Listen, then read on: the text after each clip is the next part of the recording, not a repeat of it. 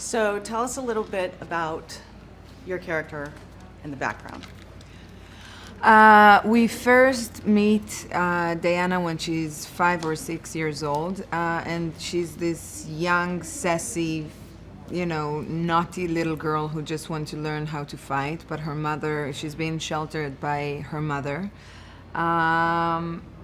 But her aunt, who's played by Robin Wright, starts to secretly teach her how to fight, and she educates her about some of her powers. And then cut to when she grows up, all of a sudden this man appears on the island of Themyscira, and he tells her about some bad things that are happening in the man's world, and she decides she has to go with him in order to help mankind. Great. And Chris, tell us about your character. I play Steve Trevor, who's an American pilot spying for the British on the Germans, and I come across this journal filled with equations for this awful gas that's intended to be used to kill the Allies in a last-ditch effort by the Germans to win the war.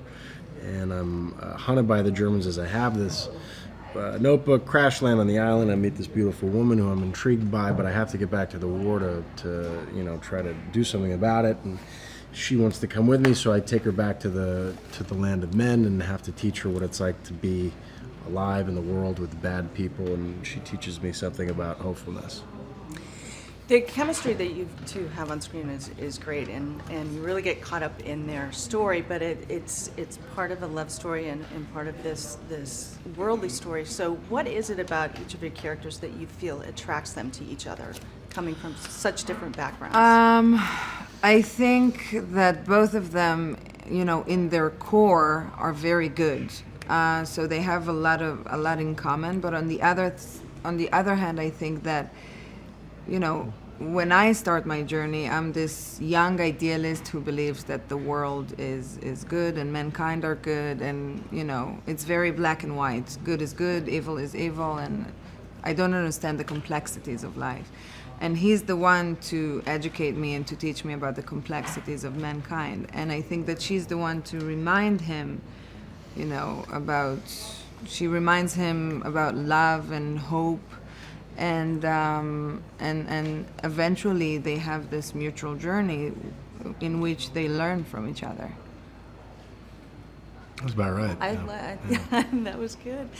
There's a lot of this takes place during World War I, and also there's a lot of physicality to these roles. How did you prepare emotionally and physically for these roles? Well, I mean, Gal had to do the lion's share of the action and stuff, so she had to get in shape and learn the choreography and stuff like that. And my role physically was a little bit more, we'd figure stuff out on the day for my little mini fights that I had. I kind of have always liked characters that learn their fighting in bars, so it's a little bit rough and messy, But emotionally, it was a very interesting journey to fall in love with a woman, and then to have to teach someone about things that we think about but often don't have to explain, like why war and why do we go to war and why do people kill each other, and these great questions that seem simplistic but are good questions to ask, and then really just with a great director that was pushing for authenticity. And speaking of the director, what did Patty bring to the table on this project? A lot. Her heart. Yeah, I was gonna say it. No, but Patty, I feel like I'm the luckiest, actress that I got to work with such an amazing person as Patty.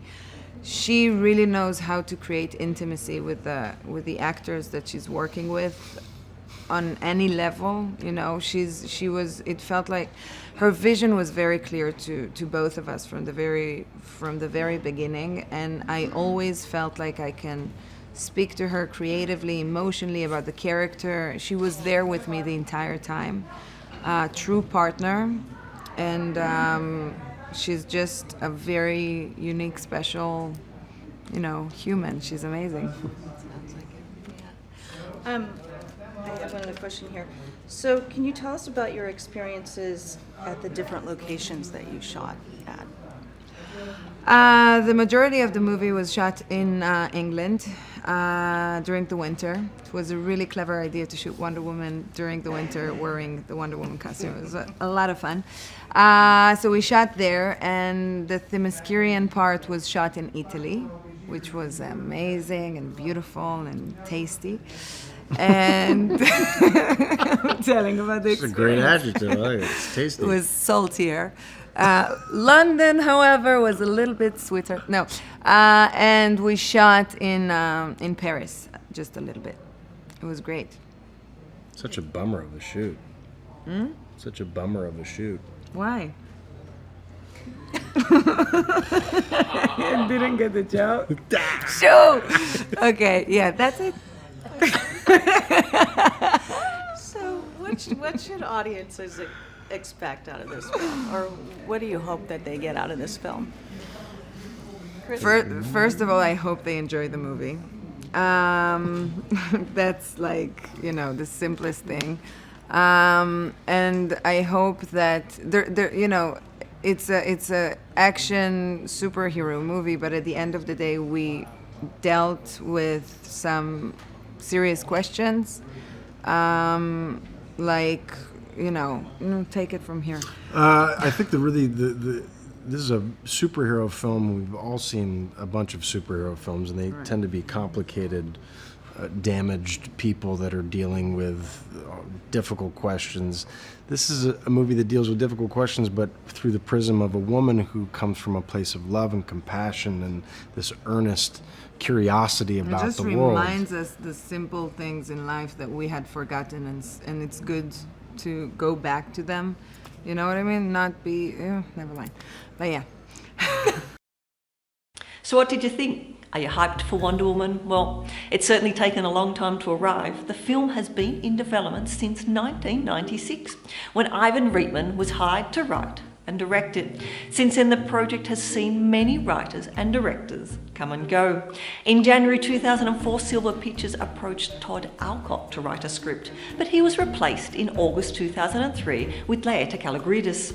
In March 2005, Josh Whedon was hired to write and direct the film, but in February 2007, he left due to creative differences. In November 2014, Michelle McLaren was confirmed as director, but she also dropped out in March 2015 due to creative differences. Now, Warner's moved at lightning speed to sew up another female director after parting ways with McLaren with the signing of Patty Jenkins. Now, ironically, Jenkins would have been the first female director on a Marvel movie, as at one point she was to direct Thor 2. She will now become the first female director to handle a big project in Warner's developing DC universe. So, let me know your thoughts on the movie in the comments below. I'm certainly looking forward to seeing it. Now, don't also forget to subscribe to Film Is Now to stay updated on all the latest trailer releases.